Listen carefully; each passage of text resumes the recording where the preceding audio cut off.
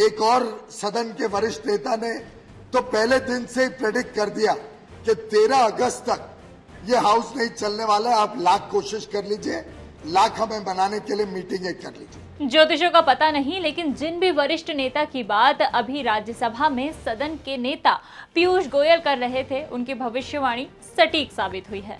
बात सिर्फ राज्यसभा तक सीमित नहीं है, लोकसभा का भी बुरा हाल है। 19 जुलाई से शुरू हुआ मॉनसून सत्र कुल 19 दिन तक चलना था, लेकिन चला केवल 17 दिन। अगर ये 17 दिन भी पूरे प्रोडक्टिव होते तो एक बार समझ आता, लेकिन इनका प्रोडक्टिविटी रेट कोरोना रेट से भी तेजी से गिर रहा है। राज्यसभा की प्रोडक्टिविटी मात्र 29% और लोकसभा का हाल इससे भी बेहाल, प्रोडक्टिविटी मात्र 22%। अगर ये प्रतिशत वाली गणित आपकी समझ से बाहर है तो घंटों में समझ लीजिए। कुल 96 घंटे कामकाज होना था, लेकिन हुआ सिर्फ 21 घंटे 14 मिनट, यानी 74 घंटे 46 मिनट बर्बाद। टाइम इज मनी, इस बात को हमारे सांसद कितना समझते हैं ये आप समझ ही गए होंगे। 2019 में लोकसभा चुनाव हुए थे, तब से अभी तक 7 सेशन हुए हैं और इन सेशन में से ये सेशन सबसे कम प्रोडक्टिव रहा है। अब एक अच्छी बात बताती हूँ, इस 21 घंटे 14 मिनट की ड्यूरेशन में कुल 20 बिल पास हुए। 5 बिल इस सत्र के पहले पेश किए गए थे और 15 इस मॉनसून सत्र में।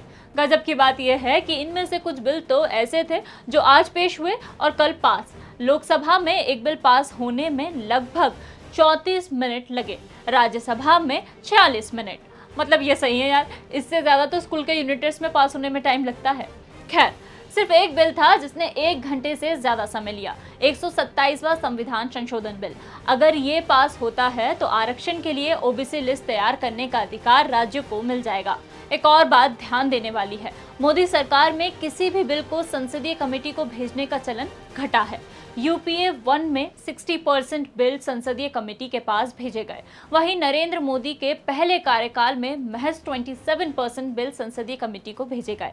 इस बार के मॉनसून सत्र में एक भी बिल संसदीय कमेटी को नहीं भेजा गया। 2016 के विंटर सेशन में लोकसभा की प्रोडक्टिविटी केवल 15% रही थी। इस मॉनसून सत्र की प्रोडक्टिविटी केवल 22% रही। हो सकता है यहाँ इतिहास से सीखने की जगह इतिहास रचने की बात पर ज्यादा ध्यान दिया जा रहा हो। लोकसभा का करीब आधा कार्यकाल खत्म होने को है, लेकिन अब तक लोकसभा में डिप्टी स्पीकर की नियुक्ति तक नहीं हो पाई है और ये भारतीय लोकतंत्र के इतिहास में पहली बार हुआ है। यानी कि फिलहाल के लिए इतिहास रच दिया गया है। और भी ऐसी ही वीडियोस के लिए जुड़े रहिए दैनिक भास्कर ऐप पर। शेयर और डाउनलोड करें दैनिक भास्कर ऐप।